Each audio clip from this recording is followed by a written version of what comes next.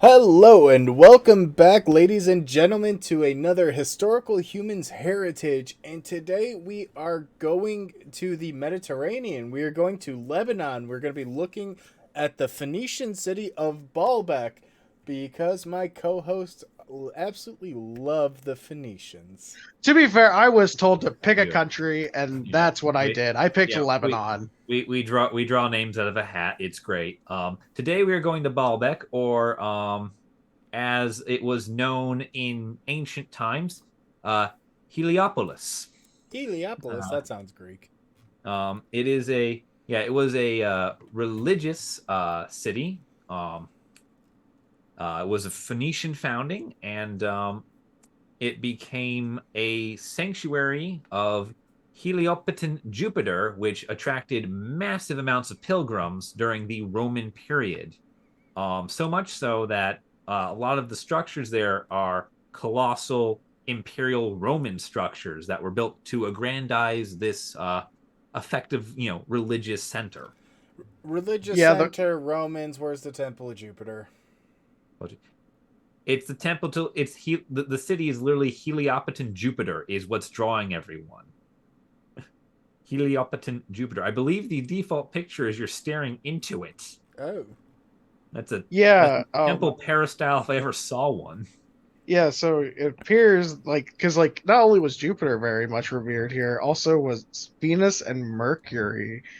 Um, it looks like they were syncretized from the local Phoenician religion, and because that's the thing Romans like to do is in order to help maintain Pax Deorum, you associated local gods with your own, and you just kind of give them a tag on the end. Yeah, this process was well. This process was definitely made a lot easier by the fact that the Greeks had been doing it for a couple hundred years at that point, and the Roman and Greek pantheon have a pretty heartily established one-to-one. Uh, Can't imagine why that is. Why the Romans would idolize the Greeks or the Hellenistic period. yeah. Apparently, there's also a temple to Bacchus here, and that's oh, that's really interesting. Yeah. oh, we love Bacchus or Yeah. Dionysus, right? Dionysus Dionysus. is Yeah, the yeah. Greek It's counterpart. all Greek to me. Yeah. Yeah. Yeah. I'm Yeah, scrolling through the gallery, and temple. some of these temple images are incredible. Yeah, Right? temple, It's so well preserved. yeah, and each one is incredibly unique. The temple for Bacchus is unusually richly depicted with its gates and its large dimensions. Bacchus does not get this much love anywhere really. So to see him so prominently on display at the side of Jupiter is Oh, a big deal.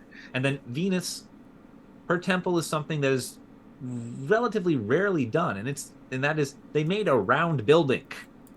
yeah, that's now Romans like their domes, but Uh, you don't see too many like this for one specific god. There's a very standard temple structure that you see in the Roman period. yeah. Um, but this is round. It's round. It's really cool. And the whole idea that Bacchus has a huge temple just makes me imagine that they're just throwing absolute ragers there celebrating Bacchus. Well, I mean, you say that, and south of the Acropolis, where all these temples are located, is a place called the Odeon that is also part of the site, and it is considered one of the most spectacular of its kind in the Near East. And Odeon is a Greco-Roman building built for singing, putting on musicals, poetry, dancing, things things people do when they want to get drunk and watch something, or Mm. when they're just too drunk to know they shouldn't. so even so I mean, it's also not it's not surprising. That's right there. You went to the temple, prayed, got came down, and then you really prayed. Oh yeah, you Yeah. you, you pre-gamed You at the sh- temple. You pregame at the temple and then hit it hard. And you there. stumble your way down the Acropolis. Yeah. Yeah. So also a little side note. There's also yeah, Dionysus is thought to have been imported from the east, so it's possible that Bacchus in some shape or form was already there, and the locals were like, "We're not giving up this guy." Like, oh, I guess we have the equivalent. They're like, "Great, shove a temple in there with the other three." It's like you guess the path for Venus is also from the east, and the Greeks and then the Romans fully embraced every version of her they could find, including the more was it Astarte Ishtar styles. I like the warrior one. Listen, the Spartans have the most one-to-one transition of Venus, even more than this one here, just because, well, their Venus was hella violent, and so is the original model. Yeah, I like that one. That one's fun. But with this site, it is both a beautiful depiction of just the amalgamation of Greek, Roman, and Phoenician deities in this sanctuary to form it, to build it up, to make the all the stylistic choices that come into this very odd set of temples.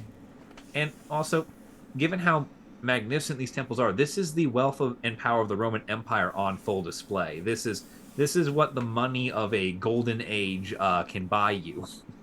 Lots and lots of pretty temples. Projection of power. Yeah. Oh, if there's anything Romans love doing, it's by showing off their power with buildings. And here's the best part. It's Roman buildings laid out in a localized street pattern. It's not a Roman pattern of construction. This is not how Romans would arrange these buildings, but they are Roman buildings. So it's a Phoenician arrangement of Roman buildings. Yeah, if there was sometimes the Romans didn't always just, burn everything down. Sometimes they just adopted the layout because that was easier. Well, speaking of burning everything down, that is one of the impacts to this site was due to an armed conflict in Lebanon led to some unintended destruction at the site. Yeah. Because it was left unprotected in comparison to the one we did previously of Babylon, which is protected. Yeah. Well, I want to see this place too now. I believe this one is protected now as well, but yes, the violence did result in damages to the site, which although they don't really describe what the damages were. I assume a lot of it is probably related to shockwaves related from perhaps shelling, artillery, anything under the sun, from like potential looting to pay for weapons and whatnot. But this is probably one of the more well-off sites, if anything. Yeah, it's undergone extensive restoration measures, not once but twice, both in the 60s and the 80s. God, and most of the site remains intact, especially with its authenticity, because not just of the nation of Lebanon and its laws, but also international intervention to ensure that the site is protected. Jeez. We should just do a whole tour of the Middle East. HH goes to the Middle East. I've been telling you I want to do HH Travels, but we would actually have to make money from this first. One day we'll win not the talk lottery. about the pipe dreams while we're alive. This is such a stupid distraction. It's like people are like, well, they said they would go, but it's been 10 years and they never did. We're working on it. We're poor. Whatever. Anyway, the site is under the DGA, or the Directorate General of Antiquities, which sounds like probably the most boring military post ever. Probably is. Which controls construction and restoration permits in accordance with the Law of Antiquities number 166, and that basically ensures that the facility is protected and that the Directorate General of Urban Planning has to work with Antiquities if it wants to do anything in, on, or around the site. Yay, no encroachment. Yeah. Love to see it. Yeah. Further protections and enhancements are currently in the planning stages, which is always good. They're looking to up their game to increase, what is being done to make sure that this site survives, because it's lasted for 2,000 years and it should last for another 2,000. At the very least. God willing, We can help it. Yeah. Um, and they have another plan in the works to expand the archaeological zone further. And also to extend the site southwest to a Roman quarry.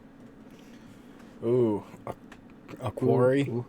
Yeah, a quarry, which is known. I just love this name, Hajar el Hubla. I find that the alliteration just very fun right there. Yeah, but I think that's a perfect point for us to wrap up today's episode. If you guys enjoyed watching, please leave a like down below. If you want to see us travel abroad, please share this video with all your friends and family. And don't forget to subscribe so you don't miss out on any future videos. Thank you guys for watching.